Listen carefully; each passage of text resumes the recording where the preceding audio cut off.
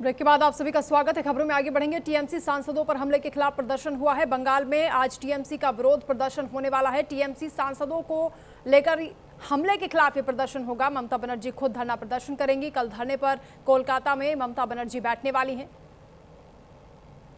TMC सांसदों पर हुए हमले को लेकर ये नाराजगी, विरोध पार्टी में देखा जा रहा है। ममता बनर्जी खुद धरना प्रदर्शन करने वाली हैं। अहम जानकारी सामने आ रही है। अभिषेक बनर्जी पर पहले हमला हुआ था, उसके बाद कल्याण बनर्जी पर हमला हुआ, यानी टीएमसी नेताओं को निशाना बनाया जा रहा है।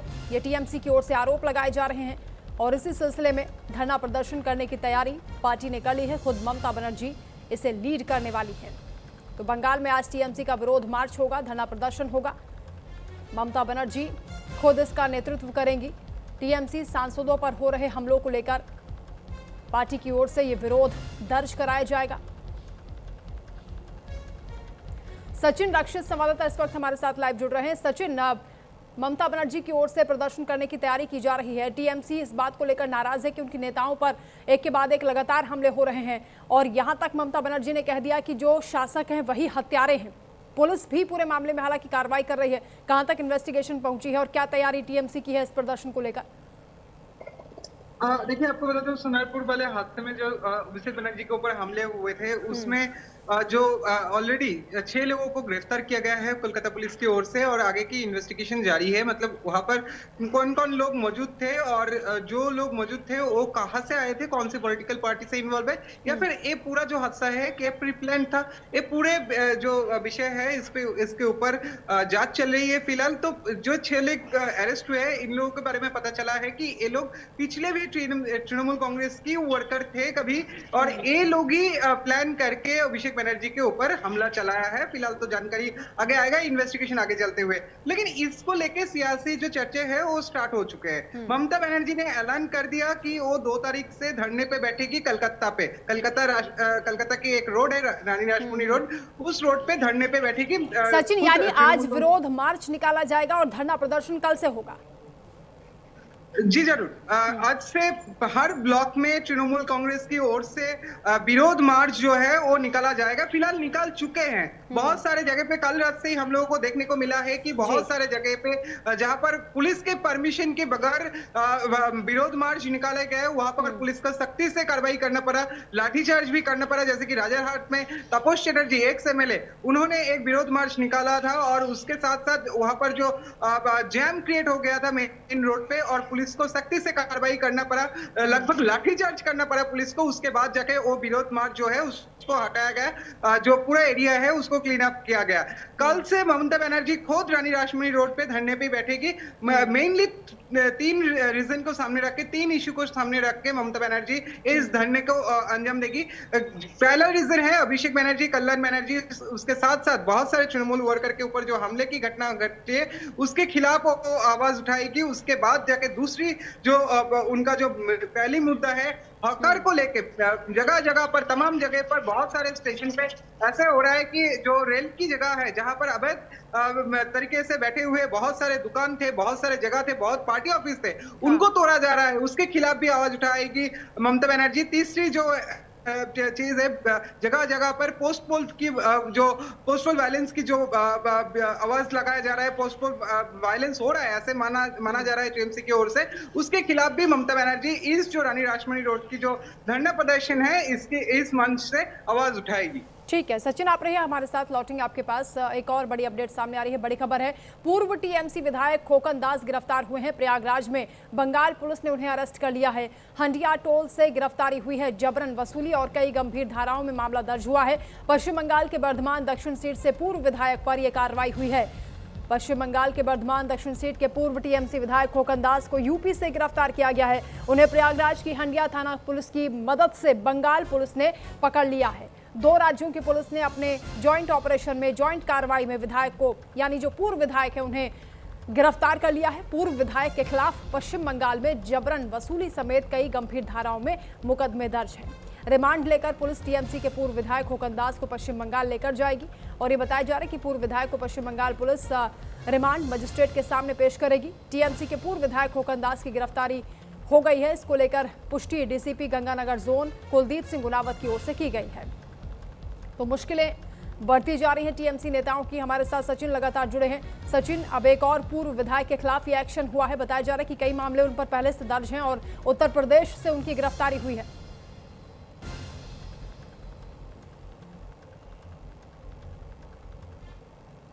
सचिन, जुलूम करके पैसे उठाने की, झूठ बोल के पैसे लेने की, बहुत सारे जो तृणमूल कांग्रेस की वर्कर है, बहुत सारे आम जो नागरिक है, उनसे पैसे लेने की जो इल्जाम लगाया गया है उनके ऊपर। इसके अलावा भी बहुत सारे ऐसे भी आरोप है इनके खिलाफ कि बहुत सारे पैसे जो है वो अपने सरकारी पैसे, जो गवर्नमेंट की पैसे, जो आम जनता के लिए जो तरह तरह की प्रोजेक्ट से आ रहा था, उस पैसे को भी हड़प लिया गया है। हम लोगों ने बस खोकन दास नहीं, बहुत सारे तृणमूल कांग्रेस के लीडर, हम लोग अगर देखा जाए तो बहुत सारे तृणमूल कांग्रेस के लीडर, पूर्व विधायक, चेयरमैन, ये सारे अपना जो स्टेट है वो छोड़ चुके हैं। बहुत सारे तरह तरह की स्टेट पे जाके पनाह ले चुके हैं ऑलरेडी। क्योंकि हम लोगों ने पिछले दिन जो देखा था, तृणमूल कांग्रेस ने एक मीटिंग बुलाई थी, ममता बनर्जी ने एक मीटिंग बुलाई थी जिसमें सारे एमएलए को हाजिर होना था, लेकिन लगभग 20 एमएलए भी नहीं पहुंचा था। तृणमूल कांग्रेस ने ममता बनर्जी के घर पर अब लगभग 17 एमएलए पहुंच चुके थे वहां पर, बाकी के एमएलए नहीं पहुंचे थे। वो लोग एरिया पे ही नहीं है, ऐसा मानना है वहां का जो वोटर्स है, उनका कहना है कि वो लोग जो है अपना घर छोड़ चुके हैं अपने फैमिली के साथ। लेकिन जो तृणमूल कांग्रेस की वर्कर अभी भी फिलहाल वहां पर है, उनके खिलाफ भी एक्शन लिया जा रहा है। जो भी स्कैम के साथ जुड़े हुए हैं, बहुत सारे जो कंप्लेन है, वो कंप्लेन जो लगभग जैसे कि पता चल रहा है पुलिस सूत्रों के माध्यम से कि तृणमूल कांग्रेस की तरह तरह के एमएलए एमपीस के खिलाफ, वर्कर के खिलाफ लगभग 800 के आसपास कंप्लेन दर्ज हुआ था पिछले 15 सालों में। वो 800 कंप्लेन पे ही कार्रवाई होगा, साफ कहना है मुख्यमंत्री शुभेंदु अधिकारी का। ठीक है सचिन, बहुत शुक्रिया आपका तमाम जानकारी के लिए। एक और बड़ी खबर अब गाजियाबाद से सामने आ रही है, जहां रेप के आरोपी का हाफ एनकाउंटर हुआ है। अल्फाजुद्दीन उर्फ भालू के दोनों पैरों में गोली लगी है। आरोपी ने 7 साल की बच्ची के साथ रेप किया था। लोनी बॉर्डर पुलिस ने आरोपी को दबोच लिया है। आरोपी पर पहले से कई मुकदमे बताए जा रहे हैं। गाजियाबाद के थाना लोनी बॉर्डर पुलिस ने नाबालिग लड़की से दुष्कर्म के मामले में फरार चल रहे आरोपी को गिरफ्तार कर लिया है। पुलिस के मुताबिक 30 मई को पीड़िता के परिजनों ने शिकायत दर्ज करवाई थी, जिसके आधार पर मुकदमा दर्ज करके जांच शुरू की गई थी। जांच के दौरान आरोपी सिराज पुत्र हमीद शाह लोनी बॉर्डर से गिरफ्तार हुआ है। पूछताछ में आरोपी ने अपना जुर्म भी कबूल कर लिया है। पुलिस ने आरोपी के कब्जे से एक तमंचा, 315 बोर, एक जिंदा कारतूस और खोखा बरामद किया। इसके साथ एक स्कूटी भी बरामद की गई है। आरोपी के खिलाफ पहले भी मुकदमा दर्ज होने की जानकारी सामने आई है, यानी पहले से उसकी क्राइम हिस्ट्री रही है। गिरफ्तार आरोपी को कोर्ट में पेश किया जाएगा और आगे की जो कानूनी कार्रवाई है वो की जाएगी। 7 साल की बच्ची के साथ इस आरोपी ने घिनौनी वारदात को अंजाम दिया था, जिसके बाद लोनी बॉर्डर पुलिस ने आरोपी को पकड़ लिया है। यशपाल कसाना संवाददाता हमारे साथ जुड़ रहे हैं। यशपाल, क्या जानकारी है, कैसे गिरफ्तारी मुमकिन हो पाई है और क्या एक्शन अब आगे लिया जा रहा है? जी देखिए, गाजियाबाद के लोनी बॉर्डर थाना क्षेत्र की कॉलोनी का पूरा मामला है, जहां पर जो ये आरोपी आज मुठभेड़ में पुलिस ने गिरफ्तार किया है। इस आरोपी का नाम सिराज है और सिराज ने अपने पड़ोस में रहने वाली एक 13 वर्षीय बच्ची के साथ और डरा धमकाकर पिछले कई महीनों से लगातार दुष्कर्म किया था। और जब बच्ची की तबीयत खराब हो गई थी तो उसे डॉक्टर के पास उसके परिवार के लोग ले गए। उसके पेट में दर्द बताया गया था, तो उस दौरान जाकर पता चला कि बच्ची जो है वो प्रेग्नेंट है। जिसके बाद परिवार के हाथ पैर फूल गए। जब उसे जानकारी की तो उसने पूरा घटनाक्रम बताया कि कैसे सिराज उनको डरा धमकाकर परिवार को ही जान से मारने की धमकी देकर उसके साथ लगातार दुष्कर्म करता रहा। तो इस पूरा मामला सामने आने के बाद में लोनी विधायक नंदकिशोर गुर्जर भी मौके पर पहुंचे थे और परिवार से जाकर वहां पर जानकारी की थी और पुलिस अधिकारियों को सख्त कार्रवाई के निर्देश दिए थे। तो इसी मामले में जब पुलिस देर रात उस तलाश में जुटी तो देर रात लोनी बॉर्डर थाना क्षेत्र में ही सिराज से मुठभेड़ हुई है, जहां से उसको गिरफ्तार किया गया। सबसे बड़ी बात इसमें यह है, जो परिवार है, जो पीड़ित परिवार है, वो एक किराए के मकान में रहता है और ये सिराज जो है वो उसी भी मकान में ही ऊपर के मंजिल पे रहता था और लगातार इस तरह की जो वारदात उसके द्वारा अंजाम दी गई थी। जी यशपाल, पीड़ित परिजनों की ओर से क्या मांग की जा रही है इस पूरे मामले को लेकर और बच्ची की हालत कैसी है? देखिए, बच्ची अभी फिलहाल ठीक है और जो परिवार है, परिवार के द्वारा पुलिस को शिकायत दी गई थी और सख्त कार्रवाई के ही मांग उनके द्वारा की गई थी। मैं बताऊं कि लोनी जो विधायक नंदकिशोर गुर्जर मौके पर पहुंचे थे, जिसके बाद परिवार को मिलकर और उनको परिवार से ही मिलकर की बताया कि जिस तरीके से आजकल चल रहा है और प्रदेश में मुख्यमंत्री योगी आदित्यनाथ की सरकार है, लगातार ऐसे अपराधियों के खिलाफ पुलिस द्वारा कार्रवाई की जा रही है। तो उसी के चलते जब पुलिस ने मुठभेड़ के दौरान आरोपी सिराज को गिरफ्तार कर लिया है। सबसे बड़ी बात इसमें यह है कि जो जानकारी आई है, जो सिराज है उसकी मां ने परिवार पर जब जानकारी हुई और उसकी जानकारी के बाद में पूरे घटनाक्रम में पीड़ित परिवार शिकायत देने के लिए जाने लगा, तो आरोपी की मां उनके घर पहुंची थी और उस परिवार पर 1 लाख रुपए देकर इस मामले को रफा दफा करने की बात उनके द्वारा कही गई थी। तो आस पड़ोस के जो मुस्लिम कुछ लोग हैं उनके भी नाम सामने आए हैं, जो इस घटनाक्रम के बाद आरोपी सिराज का सहयोग कर रहे थे। तो पुलिस द्वारा इस मामले की जांच की जा रही है और सभी पर कार्रवाई की बात अभी अधिकारियों द्वारा की जा रही है। बहुत शुक्रिया यशपाल आपका तमाम जानकारी के लिए। और बड़ी खबर, मुख्यमंत्री योगी आदित्यनाथ ने प्रदेशवासियों को विश्व पर्यावरण दिवस को लेकर बधाई दी है।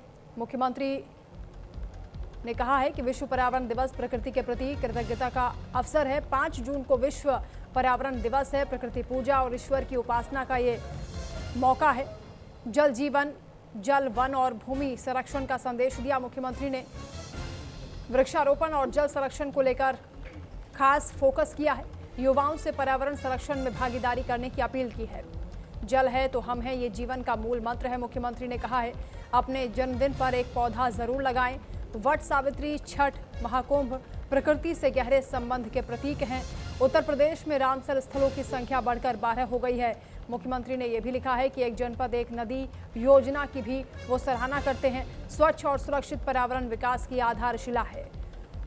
तो मुख्यमंत्री की कलम से पर्यावरण दिवस को लेकर यह आर्टिकल लिखा गया है, जिसे आप मुख्यमंत्री की पाती कह सकते हैं, जिसमें उन्होंने युवाओं से अपील की है कि वो पौधारोपण करें, प्रकृति का ध्यान रखें।